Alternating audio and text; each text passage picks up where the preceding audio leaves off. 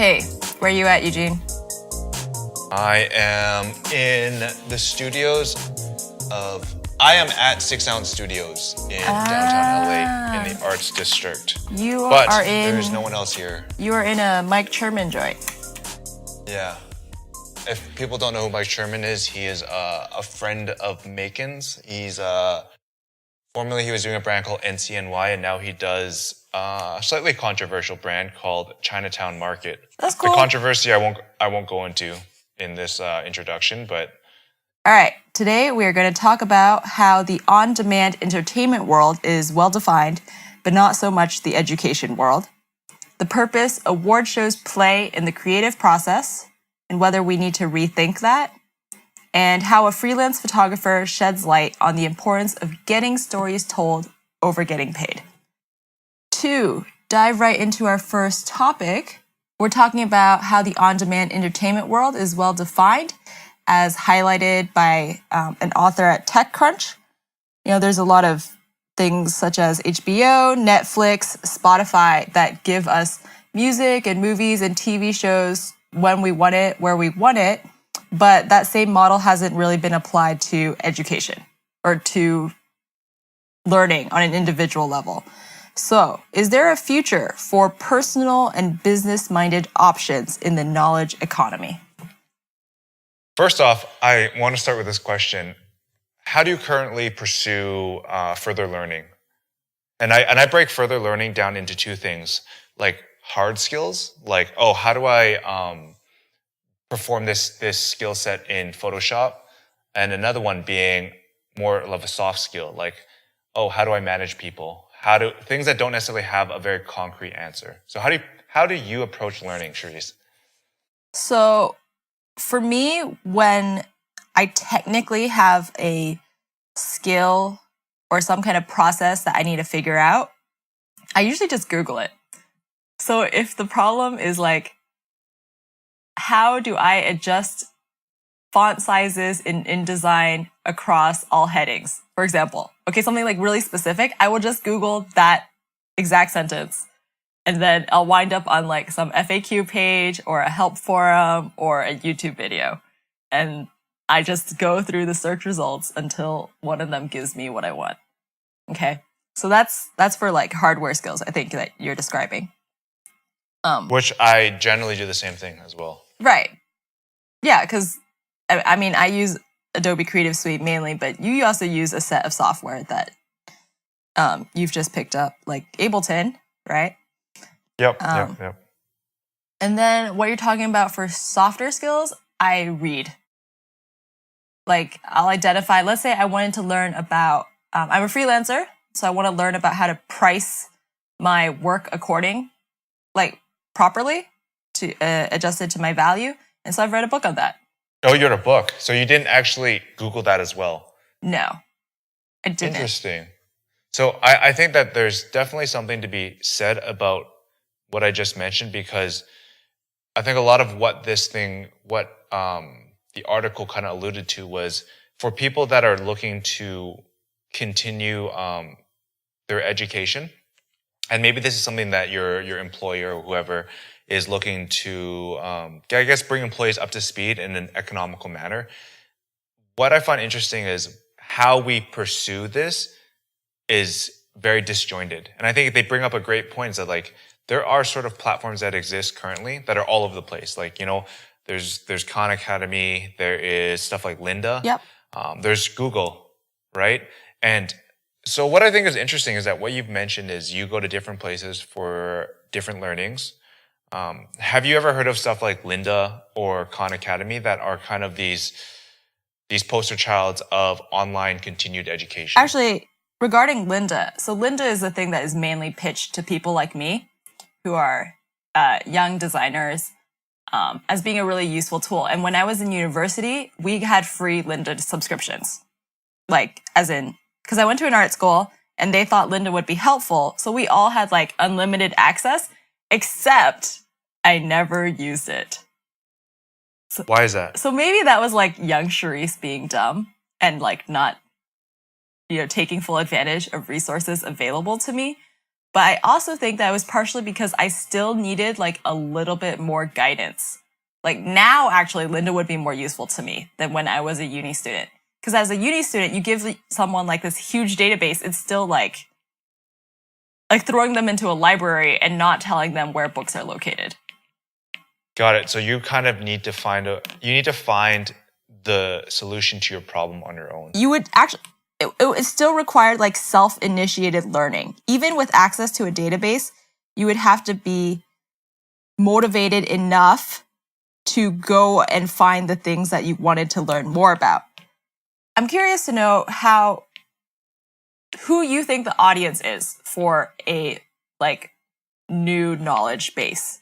There are two places that come to mind. The first one entails small businesses. Yeah. You know, people that maybe don't have enough financial backing to be like, hey, Charisse, let me send you to this MBA program. Right. But I think you still need to derive some of those skills. Maybe you don't even need the full gamut of MBA learnings, albeit I've never done it, so I don't know if you can actually break it down into sections, but I only want 1, 7, and 9 in regards to topics. Right. The other one would be just people like yourself and I who are just fascinated with being better at something we're passionate about. Yeah. And one thing right now, I think there's this place in time that is not fulfilled in the middle.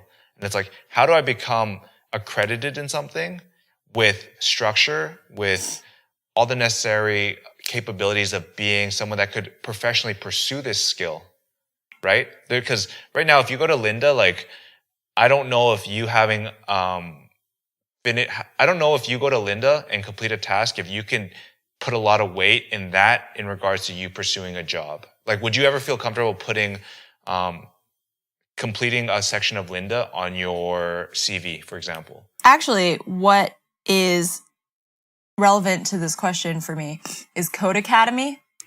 Have you used that before?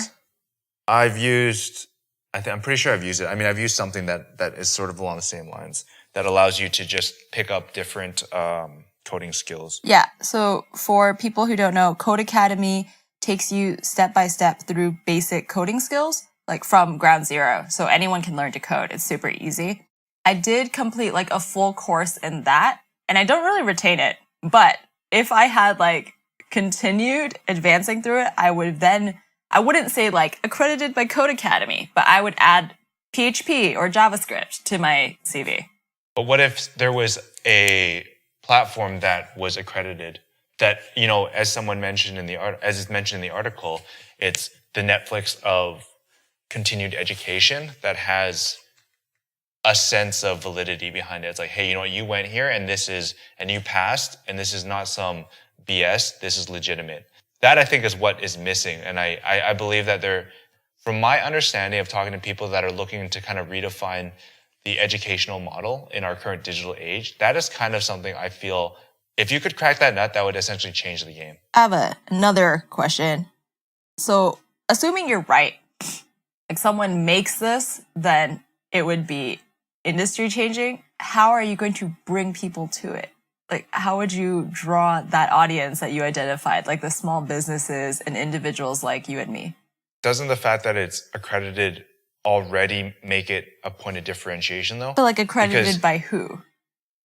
Well, I mean, that's TBD, but I mean, if you could, let's say you brought together, and sounds like a massive undertaking as I talk it out, but imagine you had leading schools that were creating programs online that allowed you to, hey, you know what? Every section, okay, F&B is going to be handled by like food and beverage management handled by this school, right? I see what you mean. I guess what the difference I see, because I already see a problem as I talk this out. It's like, well, why wouldn't you just take online courses through that university? I guess what I'm looking for is a sense of competency that doesn't require someone to spend, 3-4 years to achieve it. Because I believe that right now we're at a point in time where there has to be this sort of middle ground that's covered. And that's kind of what I said in the beginning. It's like, what's this middle ground that allows me to complete something that's part of my daily workflow to a high level or a high enough level, and that I can take this and I can prove that I'm capable of doing it. I wonder if anyone is doing this right now. Maybe they are. Maybe there's a low-key, like, Silicon Valley tech startup trying to break into this right now. Maybe. And then maybe if someone's familiar with it, I would love to hear about it. Yeah, that's a good open call. If anyone listening to this knows that someone is breaking into new ways of learning, let us know. I have sort of this philosophical question that I want to ask you. Sure.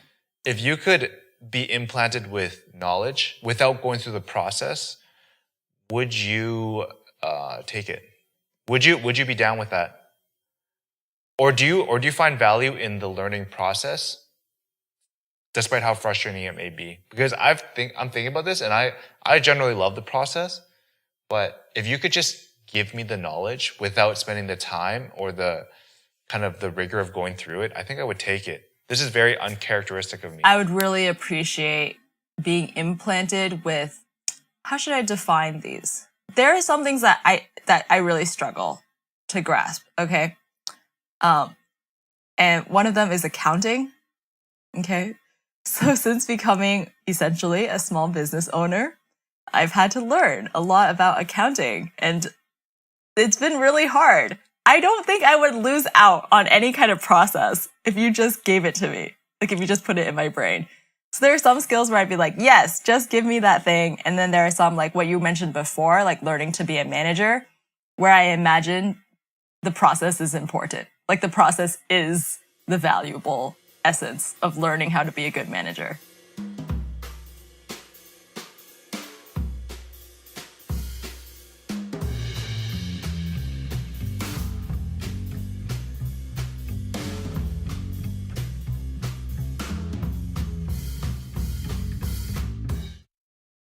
This topic was inspired by an op-ed that was on one of my favorite sites, It's Nice That, a British site that focuses on creative culture. And every year, the Cannes Lions is kind of this centerpiece for advertising professionals and marketing.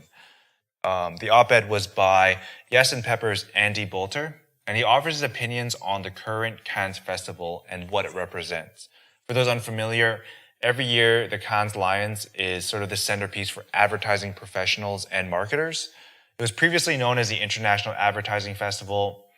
In recent times, though, it's come under attack for, maybe not under attack, but it's come under fire for being something primarily for the advertising elite, meaning the world's largest agencies that build the most, that are the most valuable.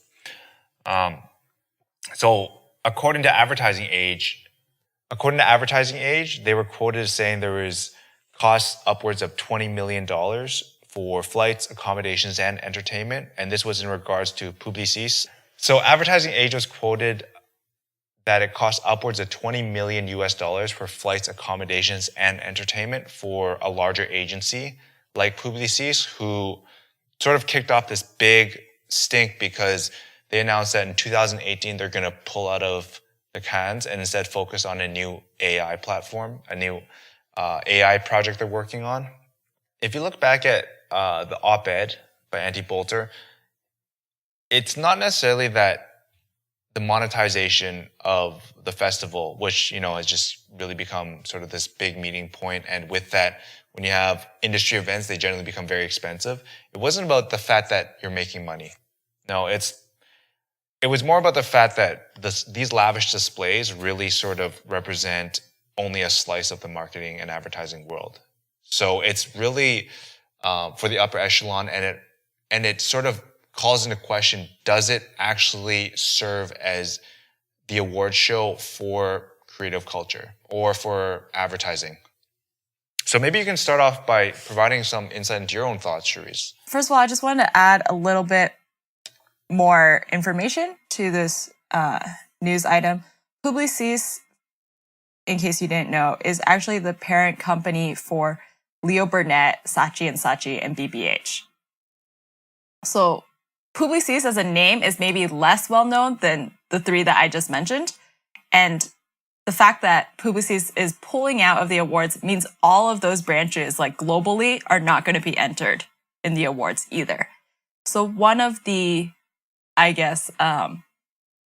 repercussions, one of the effects of them pulling out is that their employees could possibly be disgruntled, like displeased with the fact that the work that they're doing right now that will be launched in the next year are not going to be awarded. So that led me to think about, like, who are these awards important to? Like, who gets the most value from work being recognized at cons? Can I jump in real quick Yeah, before go for you it. say anything else? Because I thought you brought up something really interesting. It was like, oh, you might have disgruntled employees because they're not being entered. Yes. First off, I think that if you're entering this field to win awards, that's definitely the wrong way of looking at it. You might want to. I mean, like, yes, I agree with you, but I also know a lot of people in ad agencies don't see things that way. I really believe that if you're out there creating work for the sake of winning an award, you need to check your priorities. It's like, what is the purpose? Because I think that really changes the dynamic of why you do things. Are you doing things to create awards? Or are you doing it to solve a problem? Well, what if I told you that, like, it's not that they create their work with the intention of winning an award, but that the award is important to them for their personal careers. Like, if they were the art director on a gold lion, then they could become, that they would get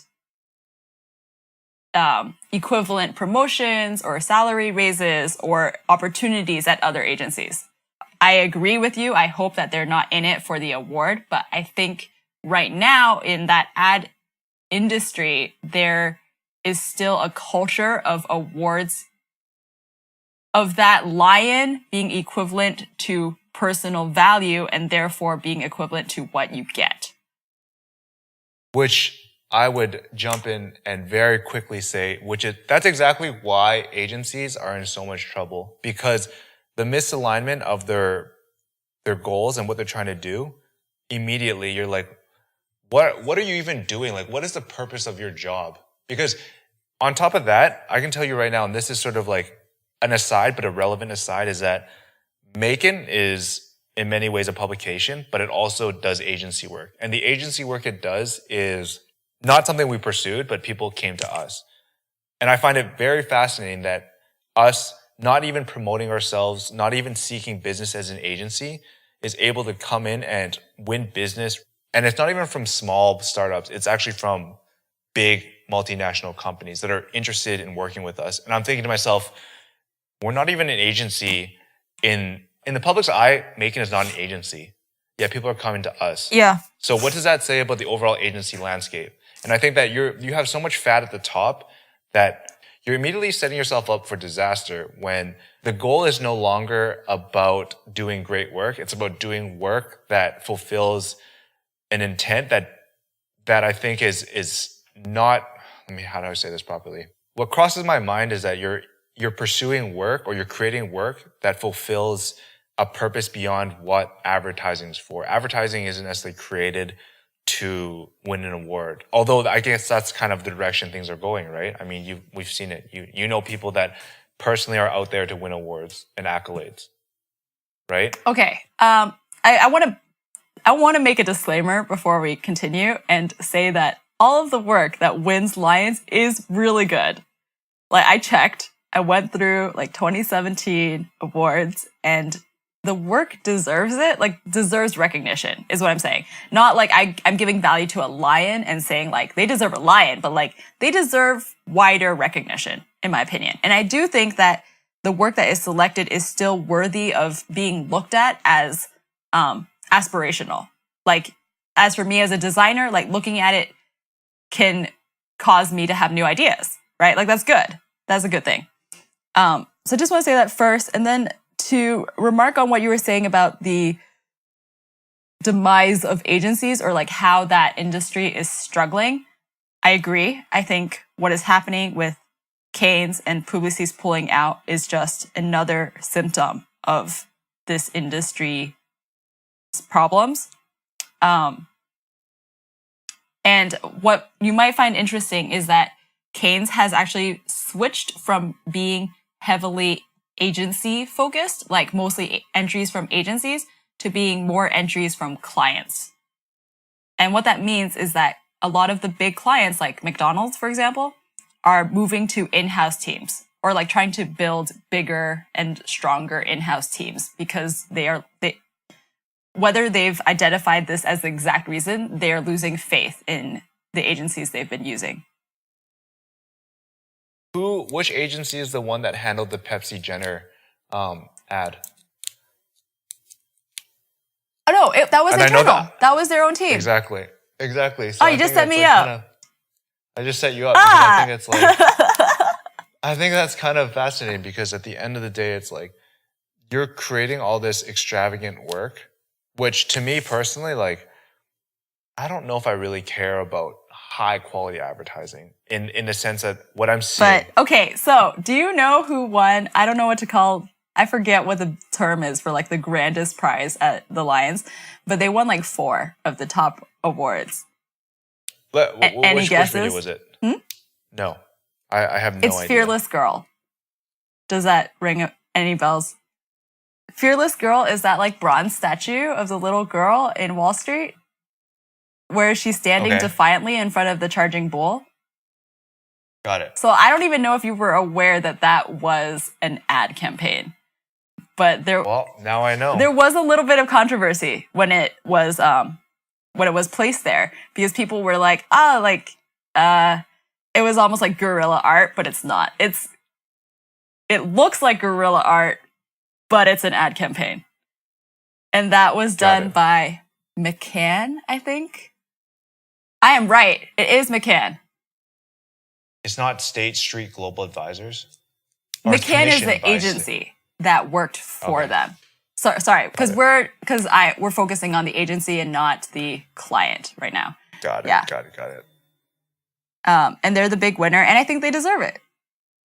But does it? Yeah, but that I don't know. Though? It's funny because I just said that the ad agency industry is declining and people are moving to in-house teams, and then you were like, Pepsi was done by an in-house team, and Fearless Girl was done by an agency. So I don't know what that says. Well, I mean, perspective is the most important thing. But the thing is, I remember this, and I remember what it stood for, but I think this is pretty atypical, right? When I think of cons, I think of more along the lines of commercials and all that stuff. I don't think that the fact this thing won awards changes the fact of whether it's good or not, because I think it had an intended consequence or it had an intended outcome that I think generally worked, right? People were talking about it. Right. I wasn't familiar with what it was by name, but I'm familiar with the image. Yeah. So it really makes me think that there's so much excess that we're at a point in time right now where all these legacy industries, I think advertising is one, newspapers is another one, that had such massive profits in the past, and now they're just being disrupted, right? I think advertising is also changing in the sense that I don't need an agency anymore. I go straight to the creative. I go to my Instagram influencer. Right. I go to the small, nimble agency. I go to MAEKAN Studio, right? Which makes me think this is increasingly more irrelevant. I never for a second want to create something because I'm going to try to win an award for it. I agree with you that I try very hard to not think of what public accolades I might get for my work. But I have been there where I thought it would be really nice to be part of an agency team that wins a lion. And I think that is a human instinct to want that. And Cane's is still nice as a big congratulatory party for the industry. That's my answer to the question you asked at the beginning. Okay, I think what Cane's is a big, and it's also what Andy Boulder said, right? It's a big pat on the back. Like, it's all the people who work together get to have this party, lots of champagne, and say like, good job, guys. Like, and waste a lot of money. Okay, fine, yes. Well, I mean, okay, sure, waste a lot of money. But I don't think that we can argue the festival is incentivizing creativity. That's where I land on this. But there are people that are creating work to win awards. Yes, there are people out there who are making work to win awards, but that's such a personal thing. Like, we can't know every campaign that comes out, you're not going to be like, hey, art director, did you do this to win an award? Like, or did you do this because you were inspired? Like, I don't even know how to get the hard data on that. So even before Publicis pulled out, I remember reading an article back in 2016 from DDB. I make it sound like I'm actually referring to this by memory, but I made sure to pull it up. So I should probably preface that. I'm looking at it right now. So basically what the chief creative officer was saying was the goal should be to create great, unseen, fresh, and innovative work that will move people, that will impact society and shape culture. And that's the only real and relevant recognition that an industry should aim for. So that to me is like, I think the best way of looking at advertising. I'm not overtly opposed to advertising, but I know that it should serve a broader function first and foremost. And that if you win an award, great, but it should never be even in your mainstream consciousness. Winning an award should never be anywhere in your sights. It's like, if it happens, dope, but if not, who cares? You know, I don't create work in hopes of getting a pat on the back. I create work because I hope that it'll have some sort of impact, as he said, right? Like, I think you're focusing on the wrong things, and that to me becomes my bone to pick with everything. It's like you're misusing resources, time, effort, because you're thinking in the back of your mind, oh, you know what? This award will look good on my desk. To add a depressing note to this great article from DDB is that at the Cannes keynote this year, they had this research, like an analysis company, like a consulting analysis company, stand up and reveal this new research that demonstrates the link between companies who have had success at Cannes and superior financial performance.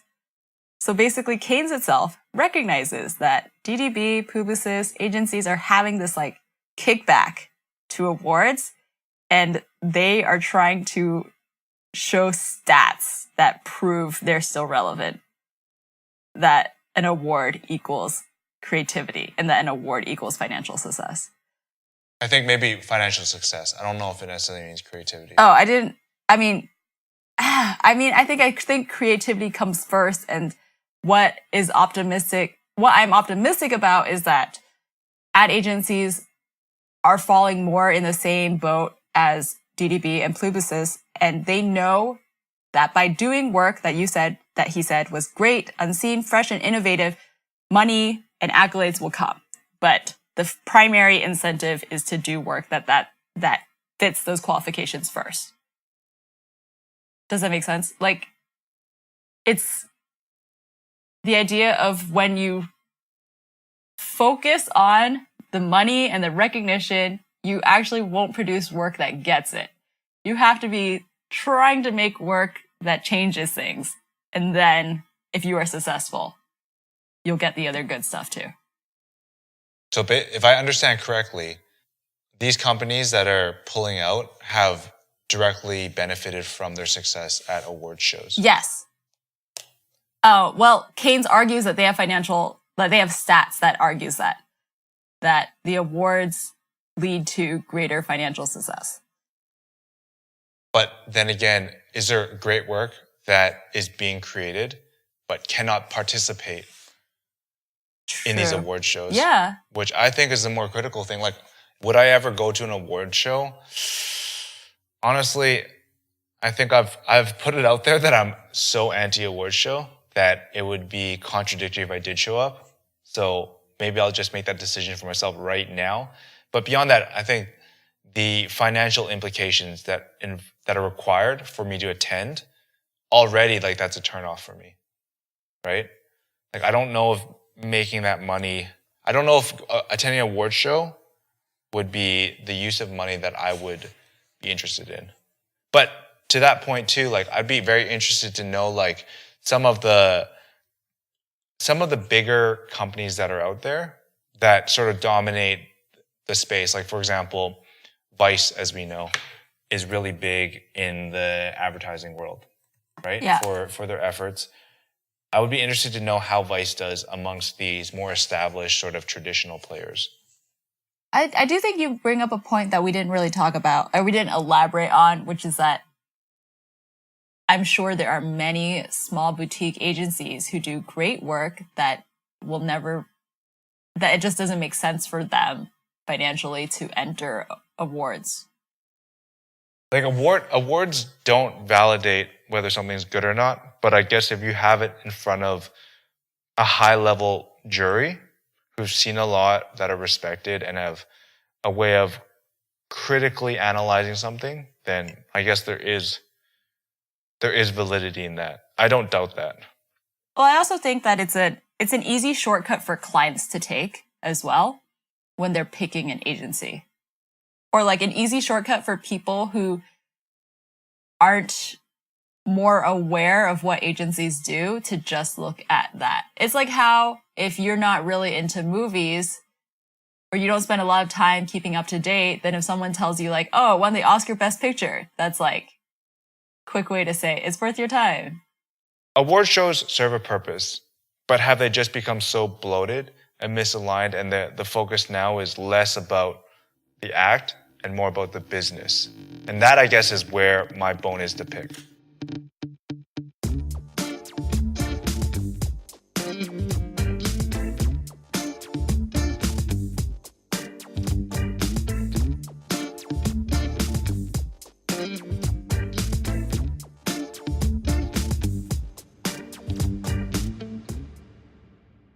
So our last item of news that we're going to talk about is this article that came out in Petapixel early in July, written by a photographer, Kainoa Little, who said he spent April and May of this year in Iraq documenting the conflict there.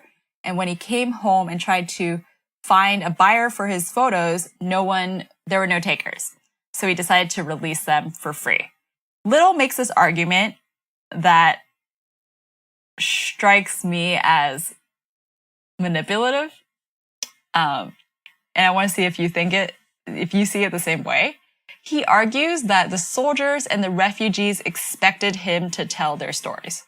I don't believe that is directly stated as such, but anytime you let someone into your life and you know it's media related, you expect that to be placed somewhere. And that by virtue allows your story to be told. Oh, I don't even know if I agree with that. Interesting. I would like to hear points about that. I mean, I guess I can't know for certain. Like, I can't know what Little said to the families or the fighters to allow him to photograph them and to talk to them. So maybe that is what he said. Maybe he said, oh, this is going to get like big media coverage. And that's why they let him photograph. Okay, like, fine. I'll accept that. But I also wonder if it was just a case of like, they're nice and he's like a cool, like a friendly guy. And so it was like, irrelevant to them whether they let him tag along or not. I guess, I don't know if I'm romanticizing this or not, but I just feel like their lives are so bleak that they're not genuinely thinking, oh, these photos are going to get out in Western media and then they're going to like save our lives. Like, I just think the concept of people in conflict thinking that Western media might come and change their situation is a perception that we've put on them rather than being genuinely coming from these people.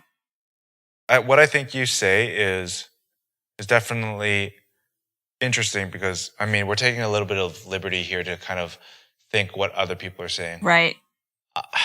I still believe that if there's a perhaps an unsaid assumption that documentation is never for your own usage. Like, it's going to, especially in a war-torn country, there's an expectation this will go somewhere else, right?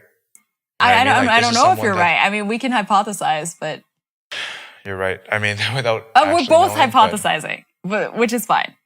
Which is fine in the sense that you're in LA and I'm in Hong Kong, and we can't. Neither of us is flying to Iraq anytime soon. Do you believe someone would put themselves on the line to have a body of work to be kept to themselves? Okay. Yeah, I think we can focus on the photographer. I I have skepticism about his position just by reading the article on Petapixel and then looking through the photos and going through his portfolio site as well, and even his Facebook and his Instagram. So like, as much as Damn, you went deep. I went deep. Because I have a not so good opinion of this guy, so I just wanted to be like as clear as possible. So I don't know him personally. I can only go off of what he is projecting. So what I'm saying is like the public image he has crafted for himself, okay? Which I think is fair. Like if you're going to put yourself out there in a certain light, then like that's what I'm going to go off of. So I think he's a little bit of a war tourist. And I think I would never categorize him as a conflict photographer, which is what he calls himself on Petapixel. I personally look at his photos and see them as a stereotype of what you might expect of photos from this region. Like there's almost this terrorism aesthetic or like a war aesthetic. It just doesn't strike me as genuinely storytelling. Like he says he wants these voices to be heard, but I don't see a real story about real people in his work. And was this before or after the comment section? This is after the comments. Well, okay. Why don't you talk about the comment section? Like, can you just describe what was in the comments for us? So what's interesting too about this is that if you look at the comments within the post, it really went into this guy. Like you had a few positive ones like, oh yeah, this is really admirable of you. Some of the commenters had personal attacks like, oh, the photography is not that good. You know, you're kind of exploiting this. But overall, like I thought that was really interesting in that people felt as though his work wasn't good enough, which is why it had no buyers or it had no place. Right. Which pushed him, you know, to have to release it for free. You know, I think that it just became like a marketing stunt for him. Or, I mean, he's probably gotten a lot more visibility from this than had it been actually picked up by a newspaper, right? Yeah. But I was, when I thought about it, I was like, I can honestly say when I first read it, I was like, oh, this is kind of admirable. This is kind of cool. Like, yeah. I didn't really think deeper and start to wonder why didn't he get picked up? Right. So when they started breaking down, I found it really fascinating. It's like, hey, maybe this guy was actually going to Iraq, putting himself in danger with what was already a very small marginal chance of being picked up. And then now he's trying to play like, oh, you know what? Spin it in a way that I didn't have the opportunity to place these in a big newspaper or a magazine or whatever. So you guys have them for free. So I think the commenters were quite insightful. Some of them were like making inflammatory comments, but some of them were giving very, considered arguments. And one of them that I appreciated was the fact that he didn't like try to link up with journalists. We have no evidence of him trying to link up with a media publication or a TV network or anyone beforehand to make sure that like this story would get told properly using his photos. Yeah, and I think that's a key thing too, because like there are no words. There's no context. You love that? There's no context. There's no framework for these. Another thing so I had the same reaction as you because you shared this in the briefing and I didn't think more about it. Like I looked at the title, I read about it, I was like, yeah, whatever, like, cool. And since we have to talk about this for the podcast, I was looking at Petapixel. And maybe this is a conspiracy theory, like maybe because we always seem to be like, big media sucks. Is it possible that Petapixel asked him to make it more clickbaity? No, I don't think so. Can you elaborate on what you mean by that? Okay, I don't mean like asked him, like he submitted a thing and they were like, this is not clickbaity enough, let's make it clickbaity, right? Like that's not the conversation that happened. But what if he was like, oh, I have these conflict photos, like I want people to look at them, can I give them for free? Like on Petapixel, and then Petapixel was like, yeah, let's frame this as no one would buy these photos. I don't like where this is going. Do you not like it? You don't like it as in, do you not like where this is going because you think I'm wrong? Or because it makes you uncomfortable? Or you want to stop me from making a bigger fool of myself because it's okay? Like, I'll take it. The reason why I don't like where it's going is because I think that you're taking a lot of liberties to craft arguments. Okay. That's what I don't like about it. And at the end of the day, like, if that was truly the case, I think Petapixel could have crafted a narrative that gave them more credibility if they were able to understand and provide maybe their opinion why the photos didn't get picked up. They can still tell the story. Hey, this guy took these photos. No one picked them up. Here you go. Enjoy them. Okay. I take it. I definitely take your point that I am crafting narratives from very little and that's dangerous and I should resist the urge to do that. But I still think that the title of this article is a little bit irresponsible. Can you explain your thoughts? I think that it's trying to get clicks, you know, in that sort of listicle way. How would you craft it otherwise? Just be like, photos from Mazel 2017? I think that there was an editorial choice made here to frame it in that context of no media outlets would buy my photos, right? Instead of just being, you know, conflict photography from Iraq. Just don't totally stand with that decision. Got it. So I understand now. Like now that you've explained a bit more based on the title, because I wasn't really thinking that much about the title. I admit that I exaggerated what could have happened with the Petapixel board, and I take it back. I don't want to start a war between me and them, right? So I'll just stick with this title being a certain choice of framing that I would not have picked. If someone's going to invite you into their lives, shelter you, feed you, or just like basically provide you access, what do you owe them?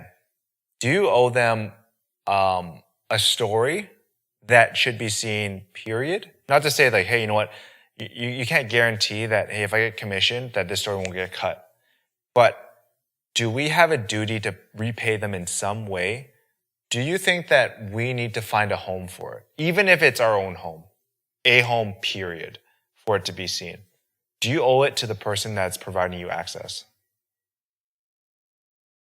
I think that if you are a photographer or a journalist and you go into some sort of conflicted area where people have stories that are not being told widely and you ask them for access and they give you access, then you have a responsibility as a human.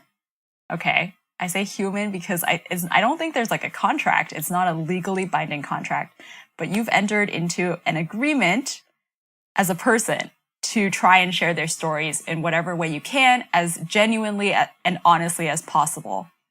And I guess then it's up to the photographer or the journalist to decide in what way, when they return home, is the most honest and true to the people that they were granted access to.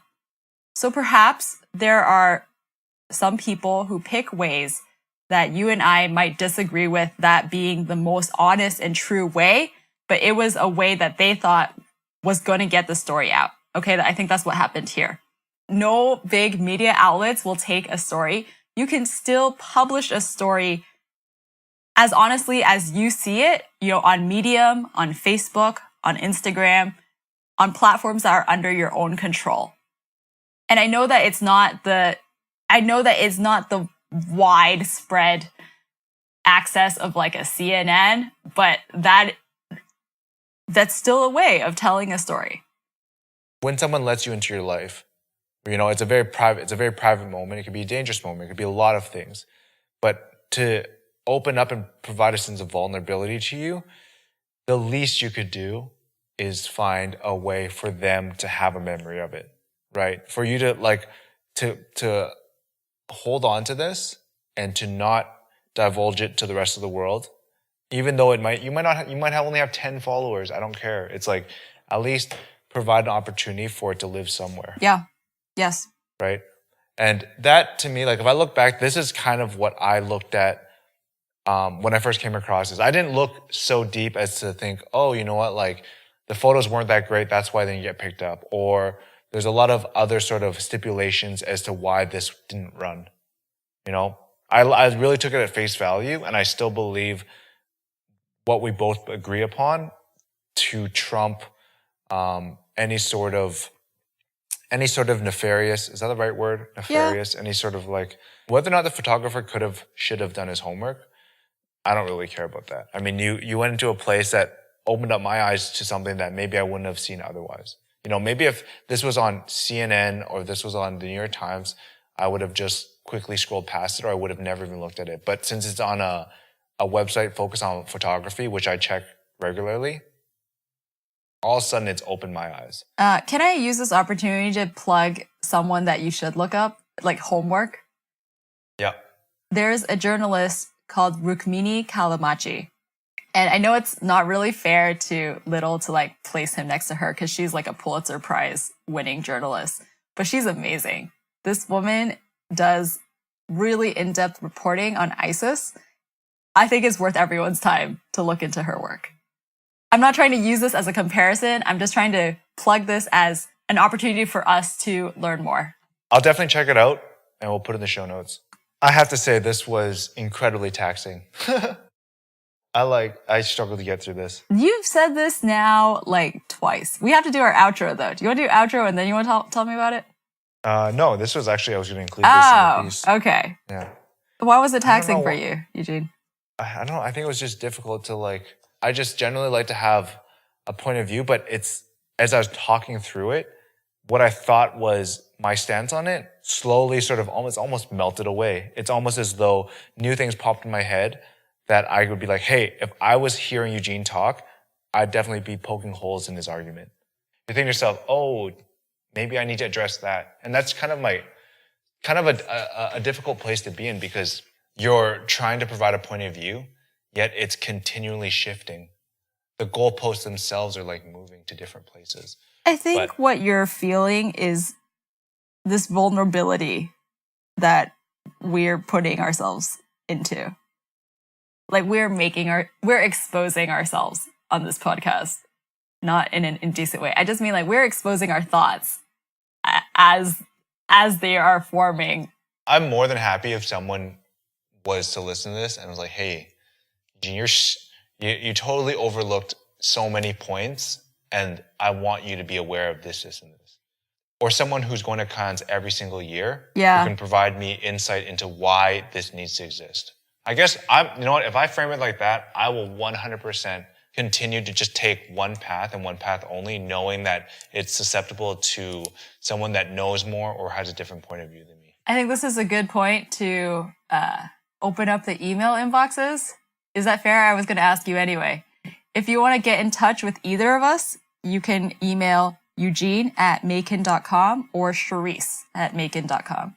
It's a good place to cap things off for the day. If you're interested in hearing more about MAEKAN and its membership opportunities, head over to maekan.com. There you'll experience some of our stories that are focused on the sights and sounds of creative culture. You can also subscribe to us through your favorite podcast app and platforms. Till next week. I'm Charisse. I'm Eugene. And this is MAEKAN It Up. I didn't realize that we were changing the order of that.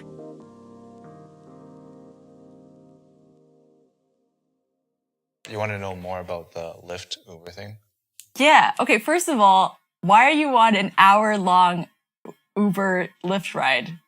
This Lyft ride was an hour because we went from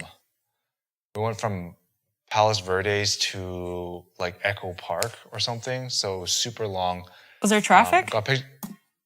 Not really. It was late at night. It's just that far. Damn. But it was just interesting because I started talking with the Lyft driver who I alluded to in the MAEKAN briefing. And a really interesting guy, you know, very talkative. I was actually a little bit worried because whenever I step into the Lyft or the Uber, I'm always worried, oh man, I hope I don't get a talker, because depending on your mood, sometimes you're just tired, right? You want to just zone out. That's how I feel when I get on every Hong Kong cab. But once we started talking, well, in Hong Kong, they don't talk to you, period, so you're fine. No, they don't talk to you, period, because they like realize you're not going to respond. But anyway, continue. So you get into the Lyft. Yeah, so we started talking, and I don't remember how the conversation started exactly, but we just started like talking a little bit more about just Lyft in general, and you know why he's driving Lyft and some of the differences, and it naturally broke into some of the differences between Lyft and Uber. I mean, this is more about the bigger picture, and Uber hasn't always had tipping, but Lyft has had tipping, and I was like, oh, you know, tell me about the tipping function. Like, how does it work? Does it really make a difference? And he's like, yeah, it's pretty good. And like, some ethnicities tip more than others. And I was like, oh, like I didn't ask for that information, but he just like, oh, like Vietnamese people tend to tip a lot, and so do Armenians. Oh, And the reason why I didn't want to put that, interesting. the reason why I didn't want to put that in the MAEKAN briefing is like, there's no way for me to verify that, but it's just like, you know, he felt there's a sense of pride from both of these backgrounds. They're like, hey, Vietnamese people, more so that Vietnamese people respect the hustle of being a driver, while Armenians are very proud. It's almost though Armenians want you to have a good perspective of them. So that's why they're making sure to tip you. It's interesting, right? And there's also that he has, like, in his head, this data about ethnicities and tipping. Which is why I didn't feel that comfortable talking about it. Right, which is fair, but as if also that was makes me fact. so curious, like, what he thinks about, you know, other ethnicities, Yeah. but we don't have to get into that. And there was another story told me of, there was a guy from Kuwait, a Kuwaiti guy, and he was visiting LA. And he was looking for cannabis, right? And he kept going to all these dispensaries. He obviously had no card, and he was getting rejected at every single one of the dispensaries. Okay. So finally, the driver, Dominic, Yeah. was like, yo, man, if you go to the hookah bar that you already frequent, try hitting those guys up, because those guys for sure have cannabis. Oh my and gosh, weed." that's hilarious. He was the link up. And then he was like, oh yeah, that's a good point. So then he ended up going and getting dropped off at a hookah bar, and the guy tipped him $100. So that's kind of like another story. And like, I didn't want to also put that on the MAEKAN briefing on the basis that, hey, you know what? Am I incriminating this guy? Is this illegal? I don't know. I mean, I don't know. he sounds then kind of finally- amazing to me. Lyft driver / personal concierge. But I should have opened up with this little tidbit. But he did mention that in the very beginning, the big differentiation between Uber and Lyft riders was that Uber riders were always very interested to hear what's the craziest thing that's ever happened to you, while Lyft riders were more inclined to just thank them, like thank him, get into the car, and just dive into their phone, and that was that. I also think that's so Right? weird because I have never asked a driver that question before. You haven't, but I was at breakfast today, and I mentioned this, and one of the people at the table said, oh yeah, I've asked that before. The thing is that he said it got so bad that he eventually started creating skits. Lol. Like he would create, which is why I don't know how much of this you could believe from him, right? Albeit I never really entered that. Like we basically had him open up over the course of an hour, and it never really felt as though he was fabricating stuff, because we weren't really there to like elicit it. We weren't really there to like pull it out of him. He does sound like a showman. He is. He definitely, you could tell, like, definitely doing stuff like that. And then what else? He also was talking about, so mind you, this is an hour, so there's a ton of stories. One of the story was him saying that it's like every other week he gets propositioned to exchange sexual favors for a free ride. And once again, I have no idea if I have no way of confirming this. I was like, oh, I don't know, man. So you have to understand why, like, I might have stopped short in the newsletter. Well, of course. Right? Like, how am I supposed to put this out there?